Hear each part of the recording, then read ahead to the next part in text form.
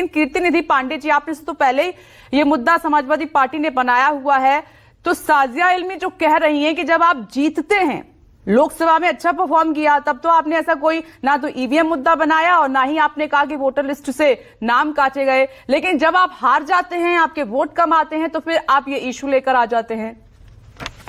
देखिए विपनेश जी, ईवीएम का मुद्दा तो कल भी हमारा था और आज भी है, और हमारे नेता आदरणीय अखिलेश यादव जी ने लोकसभा के अंदर कहा कि अगर हम 80 की 80 जीत जाए तब भी ईवीएम पे सवाल खड़ा होगा।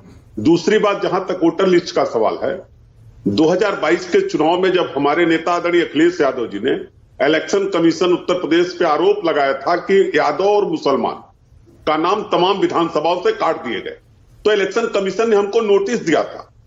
हमारे नेता आदरणीय अखिलेश यादव जी को इलेक्शन कमीशन ने बाकायदा नोटिस दिया और जवाब पूछा था कि बताइए कौन से नाम काटे गए। आपको जान के आश्चर्य होगा, 18,000 applications with affidavit election commission को समाजवादी पार्टी ने उपलब्ध कराया था कि ये नाम काटे गए। लेकिन दुर्भाग्य है, सवाल इलेक्शन कमीशन पे इसीलिए उठता है कि 18,000 लोगों के एप्लीकेशन आने के बाद एफिडेविट के साथ भी पूरे उत्तर प्रदेश के एक भी अफसर के खिलाफ कार्रवाई इलेक्शन कमीशन ने नहीं किया। इसलिए इलेक्शन कमीशन की साख पे सवाल उठता है। और जो बात हम कह रहे हैं, अभी आप उत्तर प्रदेश का उपचुनाव हुआ विधानसभा का, आपने देखा कि उत्तर प्रदेश के जो मुखिया है, किस तरीके से सरकार के मुखिया ने आदेश किया कि जाति और धर्म के आधार पर बीएलओ हटाए गए और इलेक्शन कमीशन ने हटाए उनको सभी विधानसभाओं से।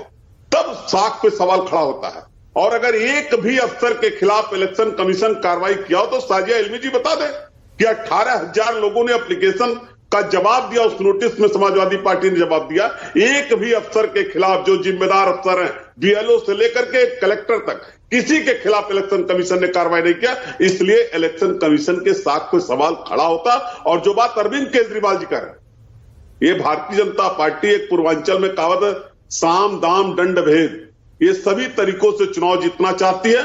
और जो इनको लगेगा कि ये हमारे पक्ष के मतदाता ने उनका नाम कटवाने का काम इलेक्शन कमीशन के, लेकिन कीर्ति निधि पांडे जी, ये बताइए, मुझे ये सवाल बनता भी है कि जब आप लोग जीतते हैं तब कोई प्रॉब्लम नहीं होती, हारते हैं तो ये सब मुद्दे बन जाते हैं, लेकिन बीजेपी जब हारती है तब ये किसी ऐसा मुद्दा नहीं बनाती कभी भी, वो अपनी हार को स्वीकार करती है। लेकिन विपक्ष के साथ क्या प्रॉब्लम है?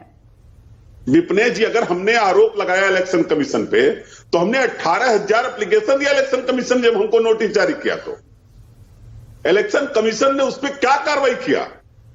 उत्तर प्रदेश के इलेक्शन कमीशन ने उस जवाब पे क्या कार्रवाई किया? अगर हमने, हमारा आरोप गलत था तो हमारे खिलाफ कार्रवाई करते, और अगर हमने जवाब दिया और अगर हमारे आरोप सही पाए गए, सुप्रीम कोर्ट ने बार इलेक्शन कमीशन के काम पर क्यों कहा है कि आप लोग झूठे आरोप न लगाइए, जो काम कर रहे हैं फिर से चले जाइए, इसीलिए कोई यकीन नहीं करेगा। 11,000 आपके भी काटे, 11,000। साजिया इल्मी कह रही हैं कि आप चले जाइए कोर्ट, फिर कमेटी में भी रखिए। साजिया जी, बड़ा इशू है तो आप लड़िए, फिर अपनी लड़ाई, कानूनी लड़ाई लड़िए, फिर आप क्यों नहीं जाते हैं? कीर्ति निधि पांडे जी, जल्दी से। फिर मैं डॉक्टर मोहम्मद अमीन सरकार, इलेक्शन कमीशन निष्पक्ष नहीं है, वो बात सही है।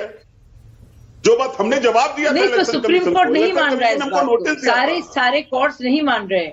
और इलेक्शन कमीशन ने बाकायदा ऑल पार्टी मीटिंग भी की है, एक बार नहीं 3-3 बार। तब तो आप लोग जाते नहीं है, तब तो अटेंड करते नहीं है, क्योंकि आप भी जानते हैं कि आप झूठ बोल रहे हैं। सौरभ भारद्वाज ने डब्बा लेकर आए थे, टिन का डब्बा, और कह रहे थे देखिए किस तरह से ये इलेक्शन। चलिए ठीक है, मैं जवाब ले लेती हूँ। शाजिया जी मैं आती हूँ, ठीक है सर। मेरा सवाल सीधा आपसे ये है, डॉक्टर मोहम्मद अमीन, ईवीएम ठीक हो गया, आती हूँ, ठीक है शाजिया जी, मैं सवाल सर